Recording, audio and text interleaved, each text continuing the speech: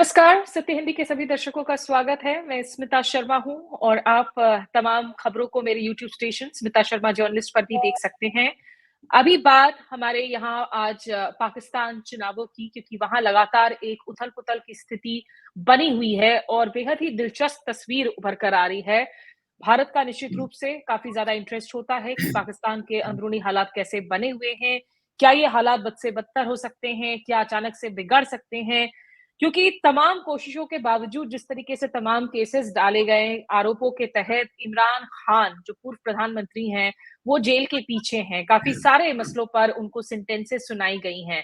लेकिन उनकी पार्टी एक ज़बरदस्त परफॉर्मेंस करती हुई देख रही है। वो सलाखों के पीछे है, पार्टी के टॉप ब्रास सलाखों के पीछे है और शुरुआती रूप में 8 फरवरी को चुनाव खत्म होने के बाद में जो रुझान आ रहे थे, उसमें लग रहा था कि कम से कम 125 सीटों पर पाकिस्तान तहरीक-ए-इंसाफ को बढ़त है, जबकि नवाज शरीफ जो माना जा रहा था कि इस बार आराम से वो वापसी हो जाएगी उनकी बतौर वज़ीर-ए-आज़म या प्रधानमंत्री, उनकी पार्टी पीएमएलएन 44 सीटों पर आगे चल रही थी और पीपीपी जो बिलावल भुट्टो जरदारी बेनज़ीर भुट्टो के बेटे हैं, वो लीड कर रहे हैं, वो 28 सीटों पर आगे थी।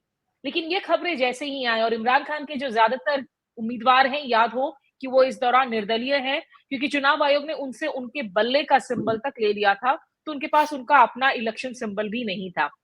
लेकिन पिछले कुछ घंटों में हमने देखा है कि इलेक्शन इस बार जो आमतौर पर होता है 4-5 घंटे में इलेक्शन के नतीजे आ जाते हैं, वैसा इस दफा नहीं हुआ है, बहुत स्लो चल रहा है। आरोप लग रहे हैं कि क्या पर्दे के पीछे रीसेटिंग की जा रही है, डैमेज कंट्रोल करने की कोशिश की जा रही है पाकिस्तानी आर्मी और एस्टैब्लिशमेंट की तरफ से।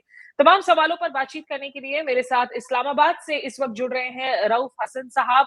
आप पाकिस्तान तहरीक-ए-इंसाफ के प्रवक्ता हैं, स्पोक्स पर्सन हैं और साथ ही जब इमरान खान प्रधानमंत्री थे तो उनके आप स्पेशल एडवाइजर भी रह चुके हैं। जुल्करनान ताहिर को भी हम जोड़ने की कोशिश करेंगे, जो डॉन के वरिष्ठ पत्रकार हैं, लाहौर से। थोड़ी वहाँ सिग्नल्स की इश्यू चल रही हैं। पिछले 48 घंटों से काफ़ी हद तक जो है वहाँ मोबाइल कनेक्शंस वगैरह सस्पेंड कर दिया गया था, चुनाव के दिन में भी, जिसको लेकर काफ़ी बवाल मचा था।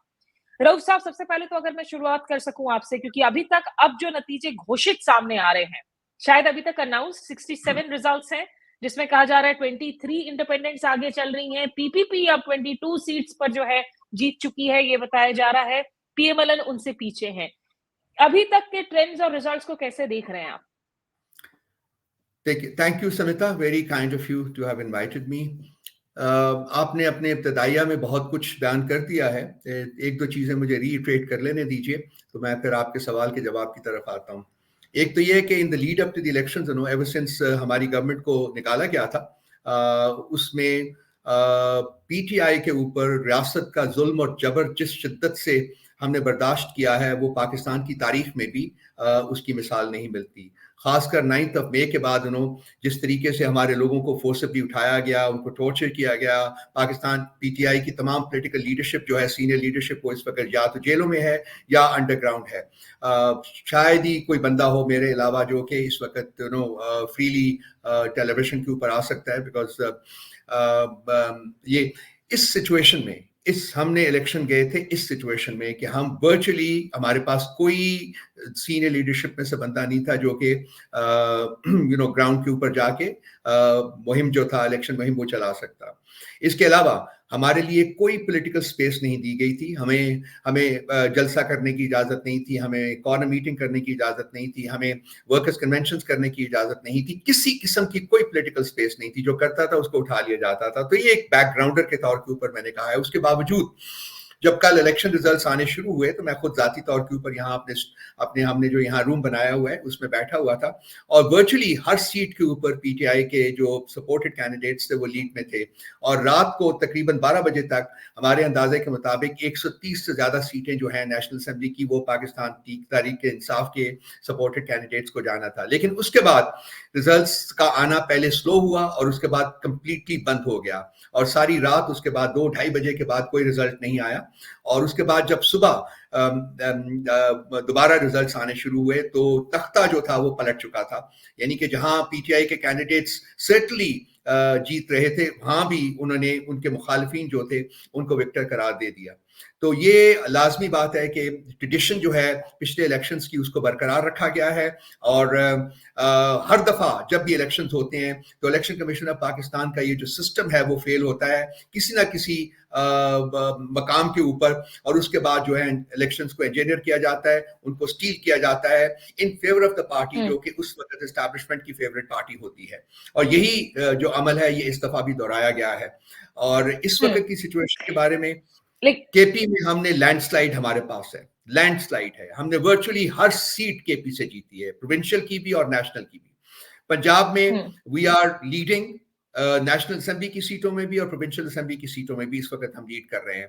कराची वी हैव वन, और इंटीरियर में भी हमारे जो प्रोस्पेक्ट्स हैं इन स्पाइट ऑफ ये जो स्टीलिंग हुई है, ये जो टेम्परिंग हुई है, उसके बावजूद इंटीरियर सिंध में भी हमारे जो प्रोस्पेक्ट्स हैं वो इनकरेजिंग है। सो इस वक्त भी इन तमाम चीजों के बावजूद पीटीआई के सपोर्टेड कैंडिडेट्स जो हैं वो लीड कर रहे हैं, और बाकी तमाम पॉलिटिकल पार्टीज जो हैं वो हमारे पीछे हैं। और मैं अब भी फील करता हूं कि हम केपी में तो हुकूमत बनाएंगे ही बनाएंगे, लेकिन with the passage of time I think in spite of this tampering, in spite of this stealing of votes, PTI votes, I think we would also be able to make our governments at the center and even in Punjab.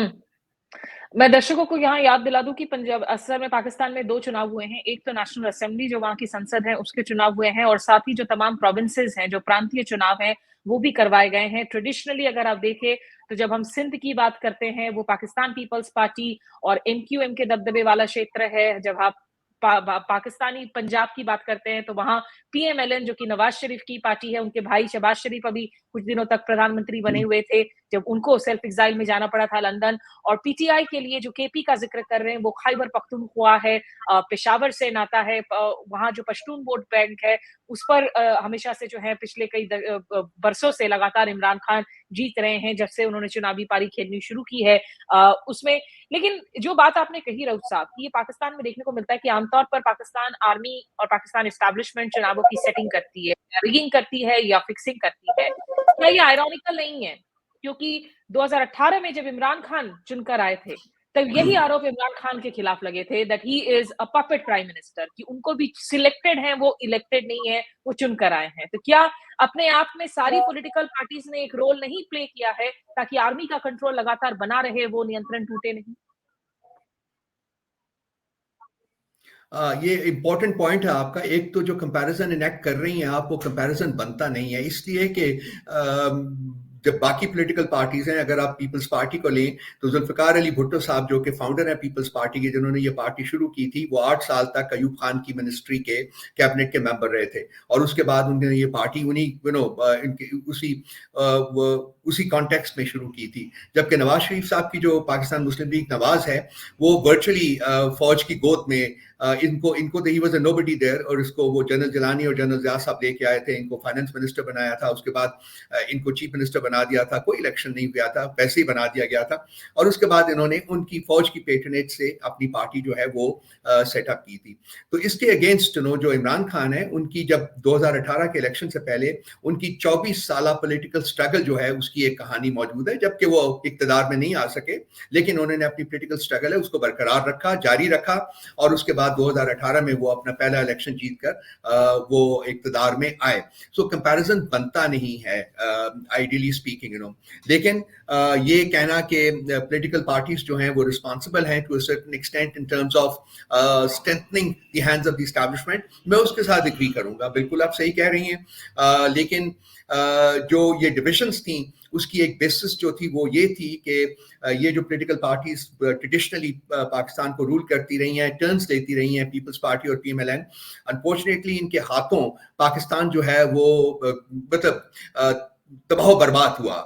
इन्होंने जो corruption का एक अंबार जो है वो खड़ा किया हुआ था, और PTI जब इलेक्शन में गई है तो 2018 के इलेक्शंस में, तो हमारा फाउंडेशनल पिलर जो था वो था करप्शन को खत्म करना और ट्रांसपेरेंसी एंड अकाउंटेबिलिटी।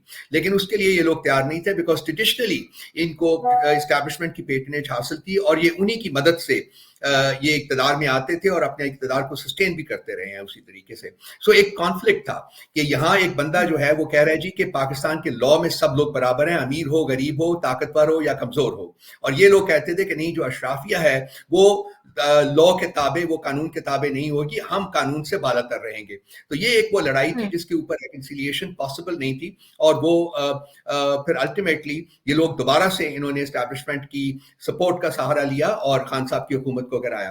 तो आज भी जब ये सारा कुछ इलेक्शन का तमाशा, जब ये टेम्परिंग का तमाशा जो है ये खत्म होगा, हमें देखना पड़ेगा कि हमारे पास क्या ऑप्शंस हैं, क्योंकि बेसिकली जो हमारे फाउंडेशनल पिलर्स हैं वहां हम कॉम्प्रोमाइज नहीं करेंगे।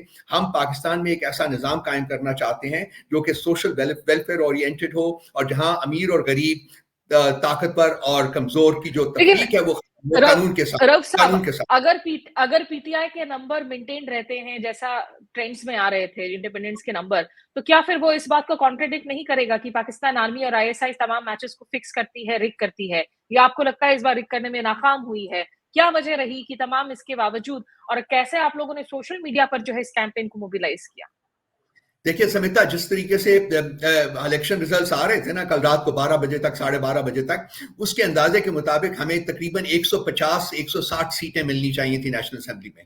अब वो पीटीआई को डिप्राइव कर दिया गया है उन सीटों से। अब हमें नहीं पता कि हमें कितनी सीटें मिलेंगी, ये देखना पड़ेगा, और उसके बाद ही हम कोई एक आपको डेफिनेटिव स्टेटमेंट दे सकते हैं कि किस हद तक इलेक्शंस को टेम्पर किया गया है। लेकिन इलेक्शंस को तो टेम्पर किया गया है, उस बारे में कोई शक नहीं है, और ये एक ट्रेडिशनल बात है, हमेशा इलेक्शंस को टेम्पर किया जाता है, और जो एस्टैब्लिशमेंट की फेवरेट पार्टीज होती हैं उनको सपोर्ट किया जाता है। वो आ सके या ना आ सके, दैट्स अ डिफरेंट थिंग, लेकिन जो सपोर्ट होती है वो उन पार्टीज को एक्सटेंड की जाती है। पीटीआई के साथ तो आपको पता है कि एस्टैब्लिशमेंट का ताल्लुक जो है पिछले 2 साल से वो कैसा रहा हुआ है। जैसा कि मैंने पहले अर्ज किया है कि अनप्रेसिडेंटेड जबर और फस्तायत जो है रियासत की, वो हमारे ऊपर शावर की गई है, और उसके बावजूद हम लोग खड़े रहे हैं। उसके बावजूद हमारे लीडर ने डील करने से इनकार किया है। उसके बावजूद लीडर हमारा कहता है मैं जेल में 100 साल गुजार लूंगा लेकिन मैं डील नहीं करूंगा। तो कुछ असूल हैं, ये डेफिनेटली मानना पड़ेगा कि पीटीआई ने कुछ असूल ऐसे हमारी पॉलिटिकल डोमेन में, मिलियो में हम लेके आए हैं जिसके ऊपर हम कॉम्प्रोमाइज नहीं करना चाहेंगे और करना भी नहीं चाहिए। तो देखना ये है कि इम्पोर्टेंट चीज जिसका आपने भी अहाता किया है कि जी हमारे पास कितनी सीटें आती हैं, हम कितनी बना सकते हैं जी। लेकिन आपको कॉन्फिडेंस है कि आपके जो इंडिपेंडेंट कैंडिडेट्स हैं वो अंडर प्रेशर क्रैक नहीं करेंगे और वो आप इमरान खान का साथ नहीं छोड़ेंगे कल को? क्या वो रीअलाइनमेंट होने का खतरा है?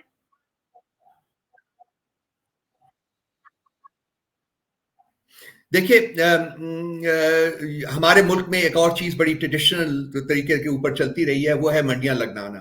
ये जो है शरीफ और जरदारी जो हैं, ये मंडियां लगाने के माहिर हैं। खासकर जरदारी साहब बहुत जबरदस्त मंडी लगाते हैं। जब हमारी पार्टी को इक़्तिदार से निकाला गया था तो उस वक्त भी यहाँ सिंध हाउस है एक, वहां मंडी लगी थी और हमारे तकरीबन 27 बंदों को खरीदा गया था। एक पार्टी की ट्रांसफॉर्मेशन हुई है Samita, let me explain it to you.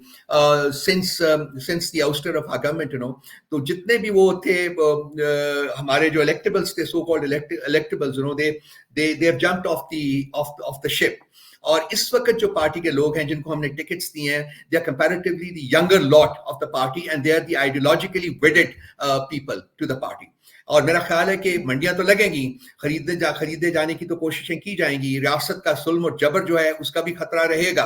ये सब कुछ अपनी जगह है, लेकिन मेरा नहीं ख्याल कि ये लोग जो कि आइडियोलॉजिकली कमिटेड हैं, जो खान साहब की विजन और उनकी आइडियल्स के पीछे पार्टी में हैं, और ये इलेक्टेबल्स की डोमेन में नहीं आते, तो इनको खरीदना जो है वो मेरे हिसाब से बहुत ज्यादा मुश्किल काम होगा। और इसके लिए मेरा ख्याल जरदारी जैसे चैंपियन को भी और शरीफ जैसे चैंपियन को भी कोशिश करने के बावजूद शायद ज्यादा कामयाबी नसीब ना हो सके। जो इनिशियल परसेप्शन बना, जो इनिशियल एक्सपेक्टेशन बना रिजल्ट्स अब अगर वैसी नहीं होती हैं, रिजल्ट्स अगर काफी डिफरेंट होते हैं, यहाँ तक कि पीपीपी शायद पीएमएलएन से बेटर परफॉर्म कर रही है, बिलावल भुट्टो शायद पहली बार लाहौर में भी एक सीट जो है पीपीपी जीतती हुई नजर आ रही है। अगर रिजल्ट्स में काफी उलटफेर होता है, इंडिपेंडेंस की सीट फाइनल जो रिजल्ट्स अनाउंस होती है वो लगता है अभी काफी और घंटे लगेंगे, उसमें आपके एक्सपेक्टेशंस के ऑपोजिट जाता है, क्या वो रिजल्ट्स पीटीआई को एक्सेप्टेबल होगा? क्या आपके सपोर्टर्स उसे एक्सेप्ट करेंगे या उसे लेकर जो है एक मूवमेंट शुरू की जाएगी सड़कों पर? देखिए, सबसे पहले तो ये देखना पड़ेगा जी कि फाइनल रिजल्ट्स जो हैं इलेक्शन कमीशन अनाउंस करता है वो रिजल्ट्स क्या हैं। उसको फिर इवेलुएट किया जाएगा और देखा जाएगा कि किस हद तक पार्टी के साथ ज्यादती हुई है, और उसी को उस इवेलुएशन के बाद ही पार्टी जो है, हमारी पॉलिटिकल टीम और हमारी लीगल टीम बैठ के एक स्ट्रेटजाइज करेगी और देखेगी कि हमने कौन कौन से ऑप्शंस जो हैं वो हमने इस्तेमाल करने हैं। हमारे पास लीगल ऑप्शंस मौजूद हैं, हम पिटिशन कर सकते हैं रिजल्ट्स की डिक्लेरेशन को, वो हम इलेक्शन कमीशन के पास जा सकते हैं, ट्राइब्यूनल्स जो है वहां जा सकते हैं, फिर उसके बाद हम कोर्ट्स में भी जा सकते हैं। उसके साथ साथ हमारे पास एज ए पोलिटिकल पार्टी हमारे पास पोलिटिकल ऑप्शंस भी मौजूद हैं। हम पुरअमन एहतजाज की कॉल भी दे सकते हैं, बल्कि हमारे कॉल देने के बगैर लोग जो हैं इस वक्त सड़कों के ऊपर निकले हुए हैं, बल्कि रात को ही सड़कों पर निकलना शुरू हो गए थे। और अभी भी सुबह भी हमें कुछ इतलात मिली हैं कि जुमे की नमाज के बाद यहाँ पाकिस्तान में कुछ लोग एहतजाज का प्रोग्राम बना रहे हैं। लाजमी बात है कि हमारा स्ट्रेस ये होगा कि कुल्लियतन पुरअमन एहतजाज होना चाहिए अगर हो, और उसमें किसी किस्म की जो स्ट्रीक ऑफ वायलेंस है उसको शामिल नहीं होना चाहिए। लेकिन ये देखना पड़ेगा कि क्या होता है। तो हम अपने ऑप्शंस को खुला रख रहे हैं और हम देखेंगे कि हम कौन कौन से ऑप्शंस किस किस तरीके से इस्तेमाल कर सकते हैं। लेकिन जो भी हमारे पास ऑप्शंस होंगे, हमारा पूरा इरादा है कि हम उनको इस्तेमाल करेंगे और जस्टिस जो है उसको क्लेम करेंगे।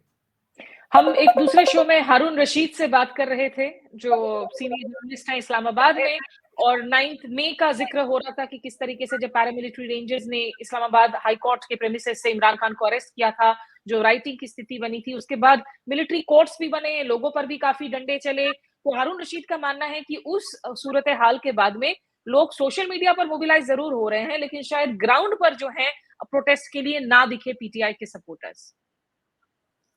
देखिए, लोग कल निकले हैं, लोगों ने कल वोट दिया है।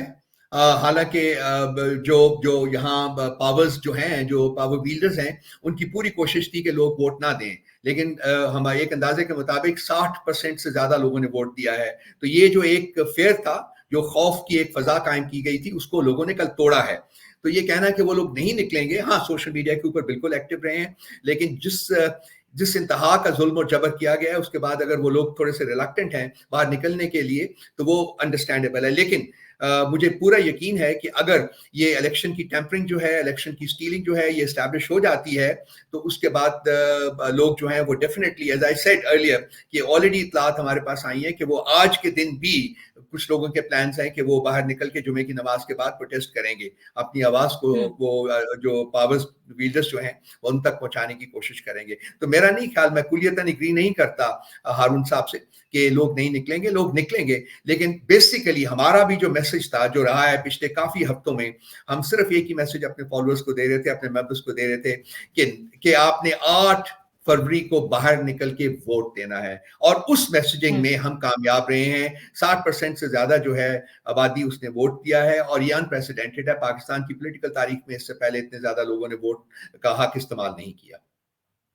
आप 1 सेकंड मेरे रहेगा, एक आखिरी सवाल लूंगी मैं, बस एक कोशिश कर लेती हूँ अगर जुल्कर ताहिर हमारे साथ जुड़े हैं। जुल्कर, क्या आपको मेरी आवाज मिल रही है?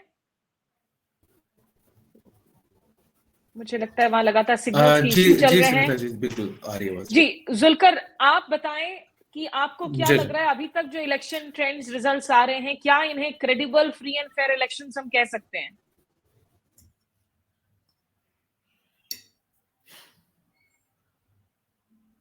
जुल्कर से बार बार सिग्नल डिस्कनेक्ट हो रहा है। एक आखिरी सवाल आपसे रऊफ साहब, मैं इस ये इलेक्शंस ना फ्री थे, ये इलेक्शंस ना फ्री थे, ना फेयर थे, ना क्रेडिबल है।